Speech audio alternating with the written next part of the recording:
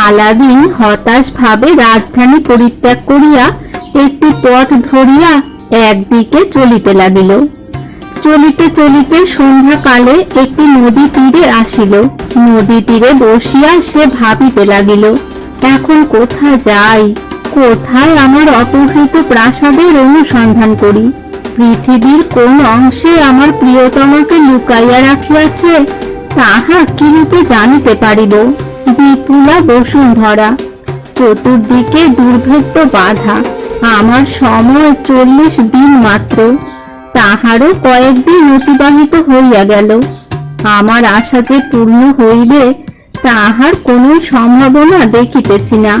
নানা বিভিন্ন চিন্তায় বিভ্রান্ত হইয়া আলাদিন প্রথমে নদী জলে নিমজ্জিত হইয়া প্রাণত্যাগের সংকল্প করিল। কিন্তু সহসা তাহার মনে হইল, মুসলমান ধর্মাবলম্বীর পক্ষে এই কার্য অত্যন্ত গর্হিত। আত্মহত্যা মহাপাপ। যদি আত্মহত্যাই করিতে হয় তাহা হইলেও সন্ধ্যার উপাসনা শেষ না করিয়া তাহা কর্তব্য নহে।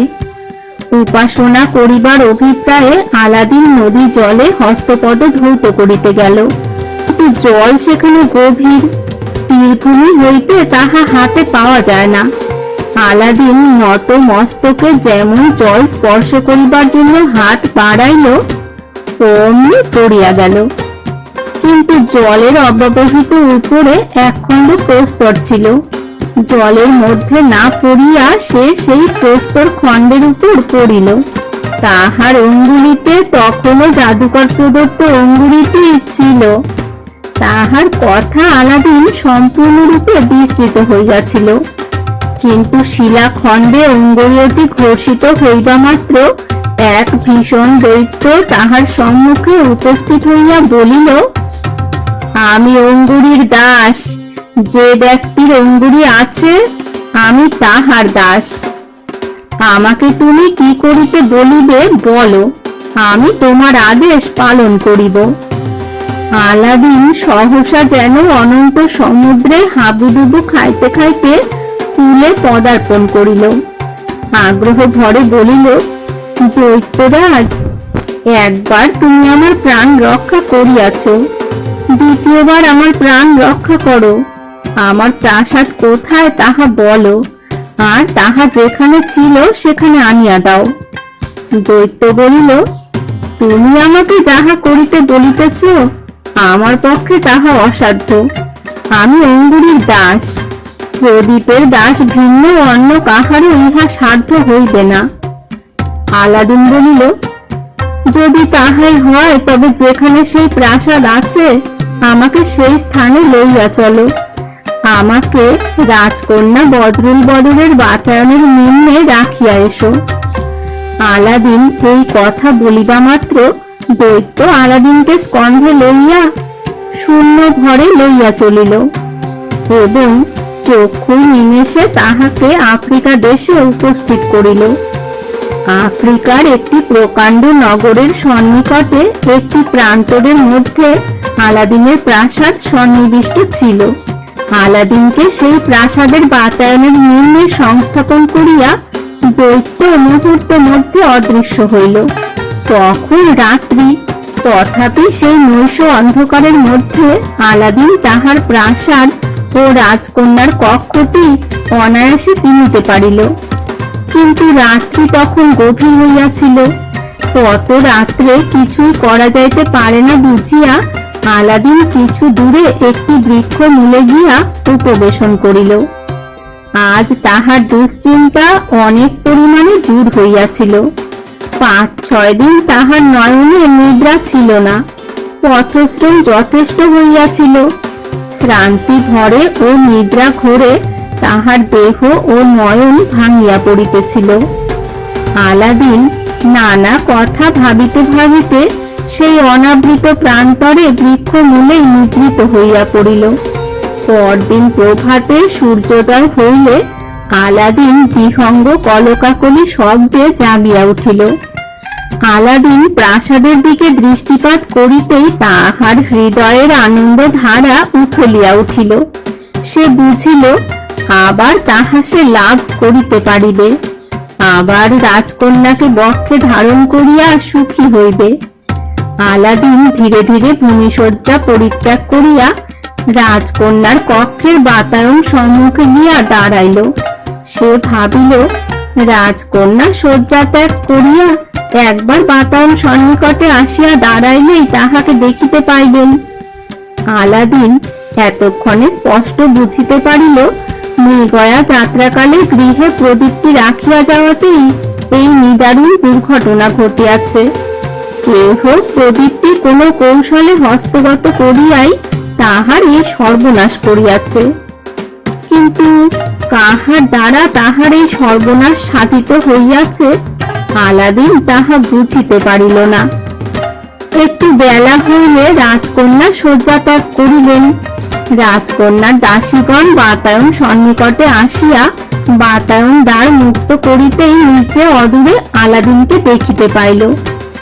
দেখিবা মাত্র তাহারা ঊর্ধ্বশ্বাসে রাজকন্যার নিকট উপস্থিত হইয়া তাহাকে আলাদিনের আগমন সংবাদ জানাইল। রাজকন্যা বাতায়নের নিকটে আসিয়া খড়খড়ি তুলিলেন। সেই শব্দে আলাদিন ঊর্ধ্ব দিকে দৃষ্টিপাত করিতেই রাজকন্যাকে দেখিতে পাইল। আনন্দে সে অধীর হইয়া উঠিল। রাজকন্যা আলাদিনের দিকে চাহিয়া বলিলেন, তুমি আর এক মুহূর্ত বিলম্ব করিও না। দাসীরা গুপ্ত দ্বার খুলিতে গিয়াছে, সেই দ্বার পথে এখানে এসো। গুপ্ত দ্বার উন্মুক্ত হইবা মাত্র আলাদিন প্রাসাদে প্রবেশ করিল। দীর্ঘকাল অদর্শনের পর স্বামী স্ত্রী উভয়ে পরস্পরকে দেখিয়া যৎপরনাস্তি আনন্দ অনুভব করিলেন। বিরহের উচ্ছ্বসিত আবেগ সংযত করিয়া উভয়ে একত্র উপবেশন করিলে আলাদিন ব্যস্তভাবে বলিল, রাজকন্যা, আমি শিকারে যাইবার সময় কার্নিশের উপর যে পুরাতন প্রদীপটা রাখিয়া দিয়াছিলাম তাহা কি হইল, শীঘ্র বলো। রাজকন্যা বলিলেন, প্রিয়তম, আমার অনুমান হয় এই প্রদীপের জন্যই বুঝি আজ আমাদিগকে এত যন্ত্রণা সহ্য করিতে হইতেছে। দুঃখের কথা বলিব কি, আমি নিজেই সকল অনিষ্টের মূল। আলাদিন বলিল, প্রিয়তমে, তুমি আপনাকে অপরাধী মনে করিয়া অনর্থক সন্তপ্ত হইও না। প্রকৃত অপরাধী আমি। আমি কেন প্রদীপটা সাবধানে রাখিলাম না? যাহা হোক, যাহা হইবার তাহা হইয়াছে। এখন আমাদিগকে সত্বর ইহার প্রতিকার করিতে হইবে। কিন্তু প্রতিকারের পূর্বে প্রদীপ কিরূপে কাহার হাতে পড়িয়াছে তাহা জানা আবশ্যক। রাজকন্যা প্রদীপ বদলের কাহিনী আলাদিনের গোচর করিলেন।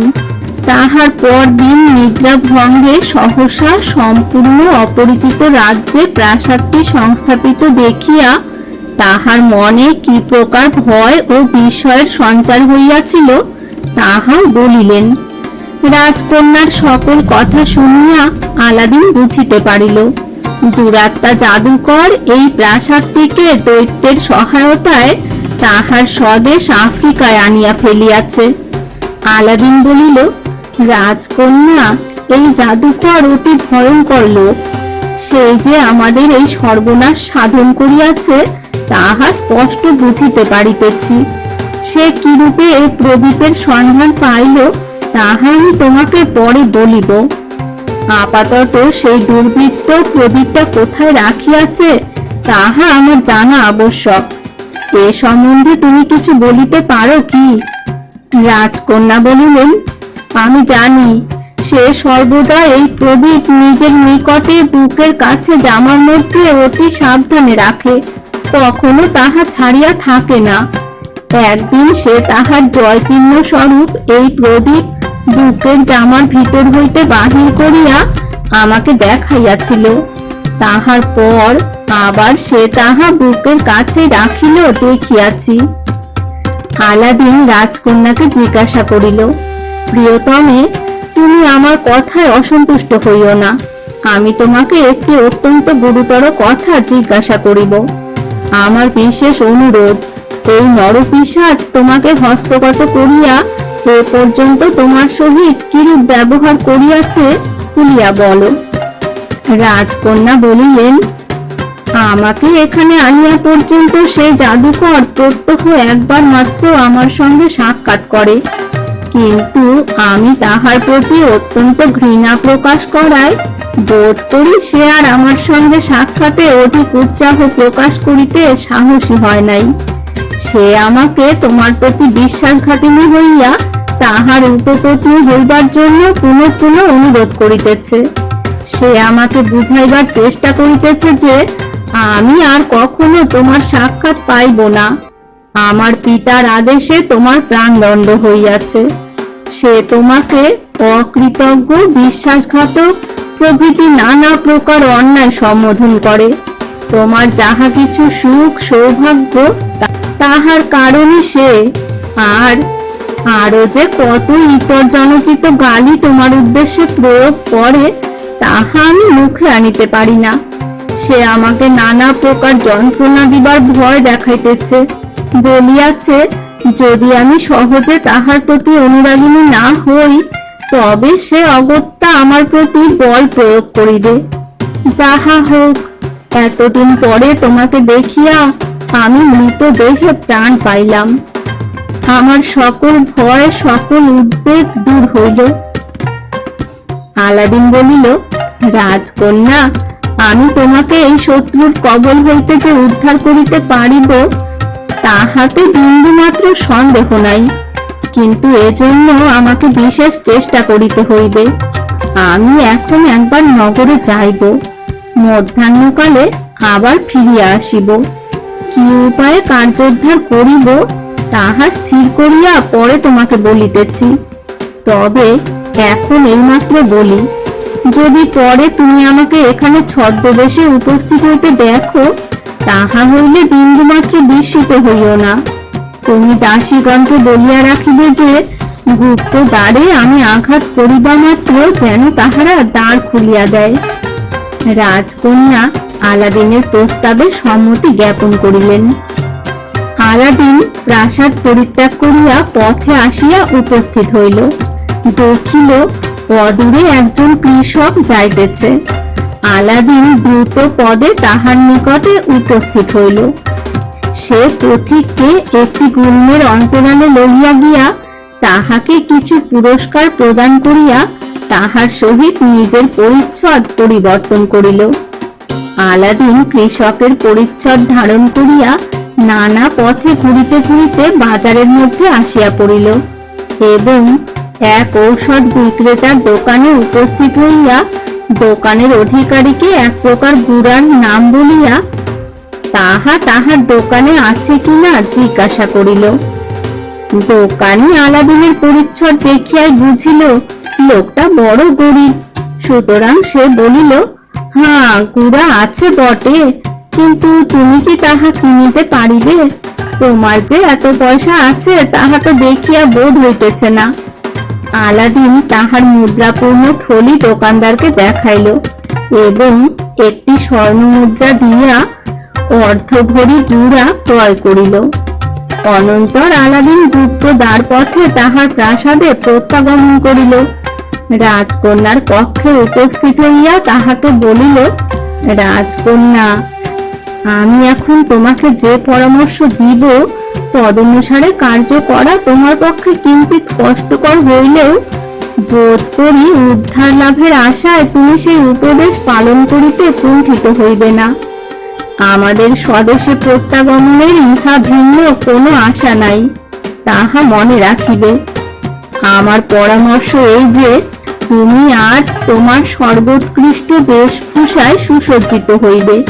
তাহার পর জাদুকর তোমার নিকট উপস্থিত হইলে তাহার প্রতি বিন্দুমাত্র বিরক্তিভাব না দেখাইয়া ভুবনমোহন হাস্যে প্রেমময়ী প্রেমিকার ন্যায় তাহার অভ্যর্থনা করিবে।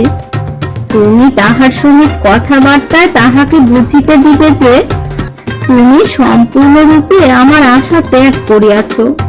তাহার প্রস্তাবে আত্মসমর্পণ করিতে তোমার আর আপত্তি নাই। সে তোমার কথায় যখন গলিয়া জল হইবে তখন তুমি তাহাকে তোমার সহিত একত্র বসিয়া আহারের নিমন্ত্রণ করিবে। বলিবে, তোমার পানের জন্য উৎকৃষ্ট মদ্য কিছু সংগ্রহ করিলে আমোদটা বেশ পর্যাপ্ত হইতে পারিবে। তোমার কথায় ভুলিয়া সে মদ্য সংগ্রহ করিতে যাইবে। পিত্তবসরে তুমি একটা পাত্রে এই গুড়া কিয়ৎ পরিমাণে ঢালিয়া রাখিবে। সেই পাত্রে মদ্য ঢালিয়া কৌশল সহকারে তাহাকে পান করিতে দিবে। জাদুকর তোমাকে সন্তুষ্ট করিবার জন্য তোমার অনুরোধ অমান্য করিতে পারিবে না।